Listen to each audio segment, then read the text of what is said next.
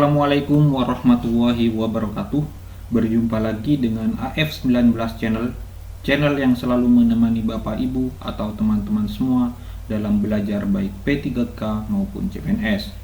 Jangan lupa subscribe, like, share, dan selalu support channel ini agar saya semakin bersemangat untuk memberikan soal-soal P3K maupun CPNS. Jika Bapak Ibu mau request, silahkan tulis di kolom komentar. Nanti akan saya buatkan dan akan saya bahas di channel ini. Baik, langsung saja ke pembahasan soal nomor 1. Alasan mengapa kepala banteng dijadikan lambang sila keempat Pancasila adalah A. Banteng diartikan sebagai hewan sosial yang suka berkumpul dan bergerombol, yang menggambarkan budaya bangsa Indonesia yang senang berkumpul, berdiskusi dan bermufakat. Yang B.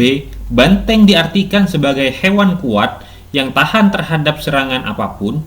Itu semua melambangkan jiwa bangsa Indonesia yang semakin kuat dengan ciri khas demokrasi. C. Banteng diartikan sebagai hewan berbudaya dan senantiasa melakukan musyawarah untuk menentukan pembagian kawasan.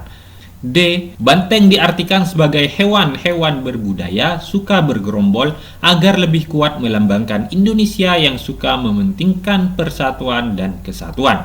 E. Banteng diartikan sebagai hewan-hewan yang kuat, mencerminkan bangsa Indonesia yang tegar dan kuat meskipun diterpa rintangan apapun. Ya, jawaban yang paling tepat adalah A. Banteng diartikan sebagai hewan sosial yang suka berkumpul dan bergerombol, yang menggambarkan budaya bangsa Indonesia yang senang berkumpul, berdiskusi, dan bermufakat. Kita masuk ke pembahasan. Kepala banteng merupakan simbol sila keempat Pancasila yang berbunyi kerakyatan yang dipimpin oleh hikmat kebijaksanaan dalam permusyawaratan perwakilan. Banteng diartikan sebagai hewan sosial yang suka berkumpul dan bergerombol. Saat banteng berkumpul, menjadi lebih kuat dan sulit diserang lawan. Jadi, lambang kepala banteng tersebut menggambarkan budaya bangsa Indonesia yang senang berkumpul, berdiskusi, dan bermufakat. Soal selanjutnya. Seorang anak dapat menyebutkan ciri-ciri kotak kapur, namun tidak bisa menyebutkan ciri-ciri kubus. Menurut Beckett, ada anak tersebut A. dalam tahapan pra-operasional balita, B. dalam tahapan operasional konkret SD, C. dalam tahapan operasional formal SMP atau SMA, D. dalam tahapan praformal tidak ada, E. dalam tahapan sensomotorik bayi. Ya, jawaban yang paling tepat adalah B. dalam tahapan operasional konkret SD. Soal selanjutnya. Cara penanggulangan tikus dengan simbiosis ramah lingkungan adalah A. menggunakan racun tikus dengan efektivitas tinggi agar penyebaran tikus lebih dikendalikan. B. menggunakan pestisida nabati agar tidak mencemari lingkungan. C. memanfaatkan musuh alami tikus yaitu burung hantu untuk menjaga keseimbangan ekosistem. D. menggunakan asap belerang atau memusnahkan tikus di sawah. E. gotong royong bersama warga untuk memburu tikus di area persawahan. Kita masuk ke pembahasan. Karena pertanyaannya di sini adalah penanggulangan tikus dengan simbiosis ramah lingkungan. Yang A jelas salah. Menggunakan racun tikus dengan efektivitas tinggi, salah.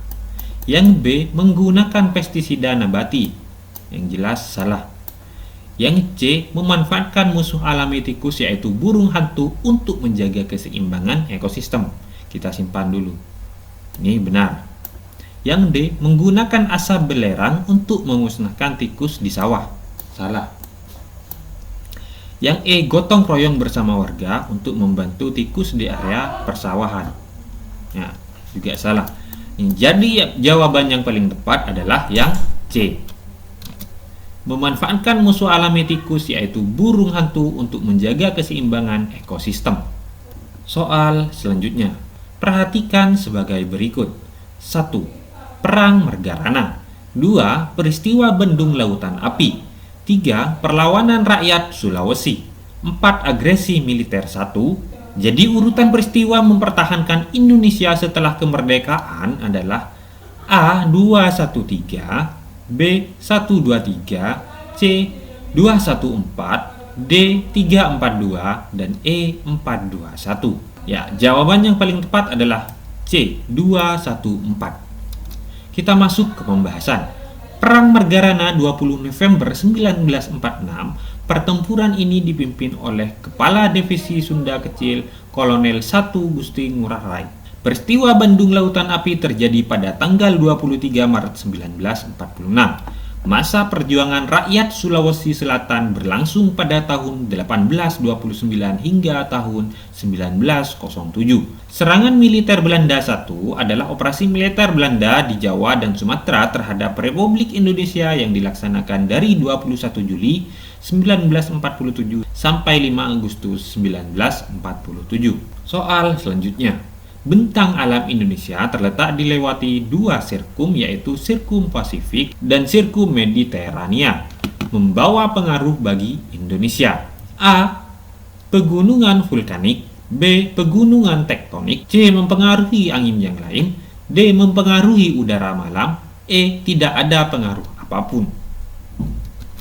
Ya, jawaban yang paling tepat adalah A. Pegunungan vulkanik. Kita masuk ke pembahasan. Indonesia menjadi tempat bertemunya jalur pegunungan sirkum Pasifik dan sirkum Mediterania. Akibatnya, banyak gunung api atau vulkanik yang tersebar dan bisa ditemukan di sejumlah negara di Asia Tenggara termasuk Indonesia. Soal selanjutnya. Perenang yang melompat ke dalam kolam terjadi perubahan energi apa? A. Energi potensial kinetik mekanik, B. Energi kinetik potensial mekanik, C. Mekanik potensial kinetik, D. Energi potensial mekanik kinetik. Ya, jawaban yang paling tepat adalah C. Mekanik potensial kinetik. Jadi ini adalah perubahan energi pada saat perenang yang melompat ke dalam kolam. Sekian dulu video ini, semoga bermanfaat. Semoga Bapak Ibu lolos P3K tahun ini. Semangat terus. Wassalamualaikum warahmatullahi wabarakatuh. Here we go.